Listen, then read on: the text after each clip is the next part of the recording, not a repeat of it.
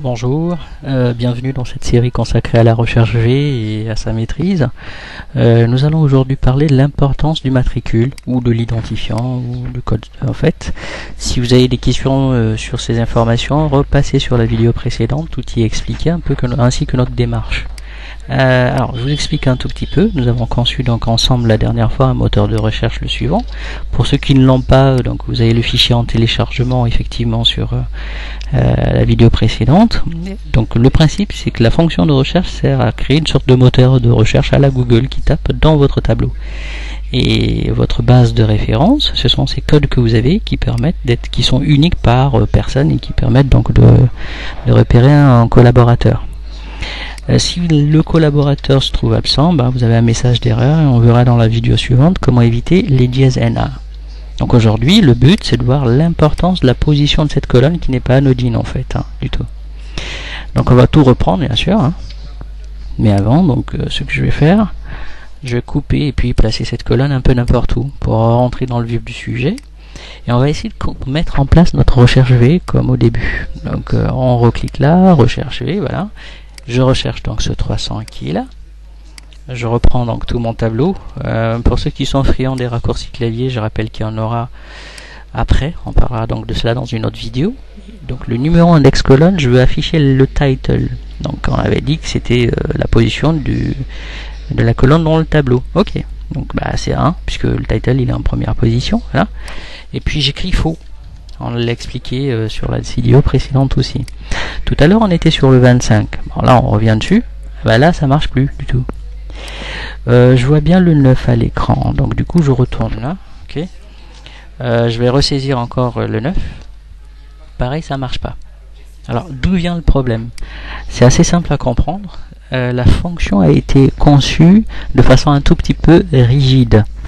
Quand vous faites une recherche, l'élément que vous recherchez doit être un des éléments de la première colonne du tableau sélectionné.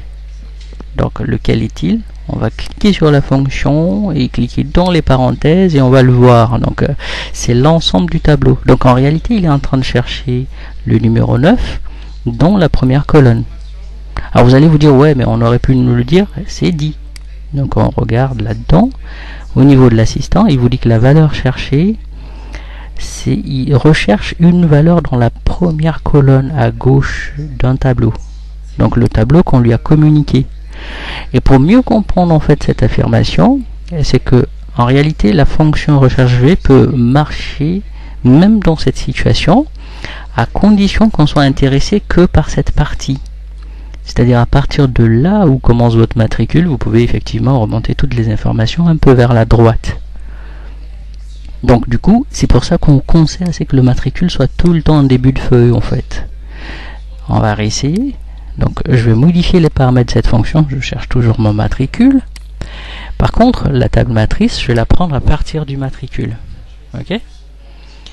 Et ça a l'air déjà de commencer à marcher. Ok. Qu'est-ce que je veux afficher? Je veux afficher le title. Sauf qu'il est à gauche. Donc, Excel étant conçu pour lire les données de la gauche vers la droite et du haut vers le bas, il ne sait pas faire machine arrière. Si je lui dis 2, il va comprendre qu'il faut aller 2 colonnes après le matricule. Le numéro index colonne, c'est ça. C'est la position de la colonne dans le tableau choisi. Le tableau choisi étant celui-là. De C jusqu'à F. Donc si je lui dis 2, en fait, il va me ressortir l'email simplement. 2. Plutôt le nom. Donc 2, puisque j'ai choisi à partir de la colonne C. Donc voilà en fait l'importance de la position de ce matricule-là. C'est comme si vous tranquiez votre tableau et il n'y a aucun moyen d'aller en arrière, si vous voulez, avec cette fonction du moins, pour aller récupérer le title qui est derrière. Le but c'est de faire des recherches très avancées. On verra comment contourner ce problème effectivement s'il arrive et ce sera l'occasion d'autres fonctions. Mais ceci étant, nous sommes un tout petit peu coincés dans notre cas.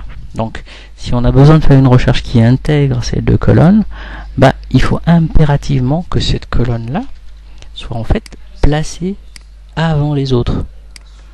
Et donc du coup, à ce moment là, si notre tableau est correctement choisi, vous remarquez qu'il retrouve l'info et il nous affiche le title ici.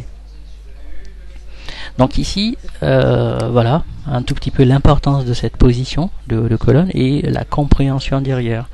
Sur la prochaine vidéo, on va en fait voir comment éviter les diésena sur cette situation-là, celle-ci, car le tableau n'est pas top à l'impression, ou sinon vous voulez personnaliser le message à la place. Merci à vous, n'hésitez pas, vous commentez en dessous, vous posez des questions, on y répondra, si vidéo s'impose, on la fera, et vous aurez donc en description le fichier à télécharger pour ceux qui l'ont pas. Merci à vous.